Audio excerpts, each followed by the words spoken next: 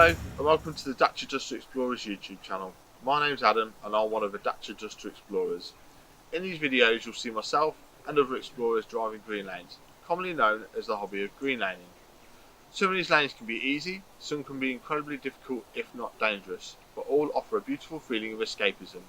If you have any doubt about the green lane you're driving, get out and walk the lane first, making a mental note of places to turn around a period and thinking about strategies to overcome difficult sections, because reversing after a failed attempt to get along the lane can be incredibly difficult and very risky.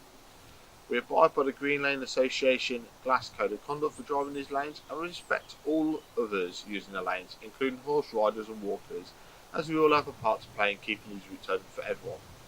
If you're thinking of green laning yourself, please consider joining the Green Lane Association to help fight to keep these lanes open and to help you understand more about this hobby. They also have a Trailwise 2 website which will significantly aid in your planning.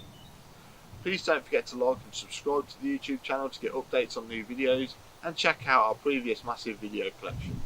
For more information head to the website www.dacia2explorers.co.uk, and finally, thanks for watching, stay safe and enjoy your trips.